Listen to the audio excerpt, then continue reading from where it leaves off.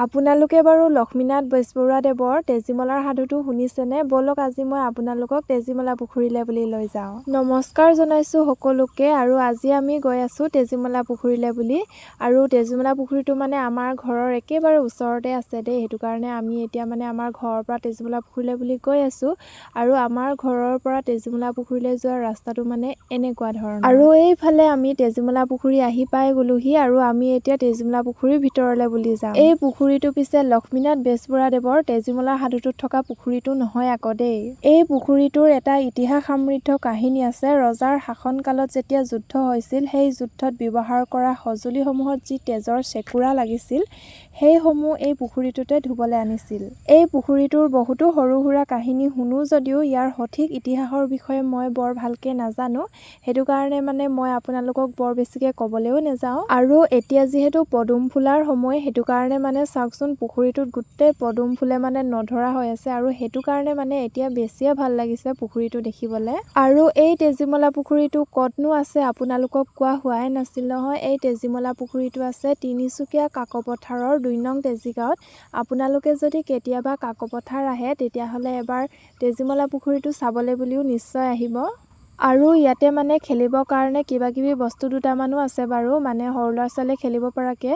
আৰু ইয়াতে মানে কাম চলি থকা হৈছে। আৰু যোনদিনা মানে আমি গৈছিলোঁ সেইদিনা মানে ইয়াত অকণমান চাফা তাফা কৰাই থকা হৈছিলে। আৰু ইয়াতে মানে ফুল চুল কিবা কিবি ৰুই থকাও হৈছে বাৰু, মানে ইয়াতে মানে কাম চলি আছে। আৰু এইফালে দেখিছে নহয় বহিব পৰাকৈ মানে চকীও আছে দেই। আৰু মোৰো মানে ভাগৰ লাগি গ'ল ইফালৰ পৰা ইফাললৈ ঘূৰি ঘূৰি, মানে পুখুৰীটো চাৰিওফালে যিহেতু ঘূৰি আছোঁ, সেইটো কাৰণে মানে আহি পেলাই অকণমান বহি লৈছোঁ আৰু ফটো দুখনমানো উঠি ল'লোঁ বাৰু। আৰু পুখুৰীটো যদিও আমাৰ ঘৰৰ ওচৰতে আছে, তথাপিও মানে পুখুৰীটোলৈ বুলি তেনেকৈ মানে অহা নহয়ে, কেতিয়াবাহে আহোঁ।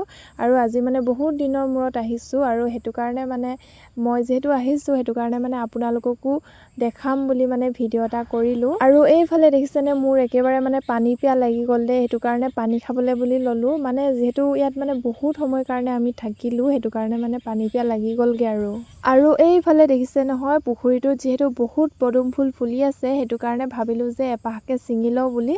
আৰু এইফালে আমাৰ ভাইটিয়ে মানে মোক ছিঙিবলৈ বুলি লৈছে। আৰু পুখুৰীটোৰ মানে অকণমান কাষতে এপাহ আছিলে, মানে ফুল মানে এপাহে আছিলে। আৰু সেইপাহকে মানে ভাইটিয়ে ছিঙি দিছে মোক। আৰু চাওকচোন ইমান বেছি ধুনীয়া মানে। আৰু আপোনালোকে মোৰ ভিডিঅ'টো চাই কেনেকুৱানো পালে কমেণ্ট এটা কৰি নিশ্চয় জনাব। আৰু আপোনালোকে যদি কোনোবাই তেজীমলা পুখুৰীটোৰ বিষয়ে কিবা জানে তেতিয়াহ'লে কমেণ্টত নিশ্চয় লিখিব। আৰু আজিৰ ভিডিঅ'টি ইমানতে শেষ কৰিছোঁ। আৰু ভিডিঅ'টো চাই যদি ভাল পায় তেতিয়াহ'লে লাইক কমেণ্ট শ্বেয়াৰ আৰু ফ'ল' কৰি দিব।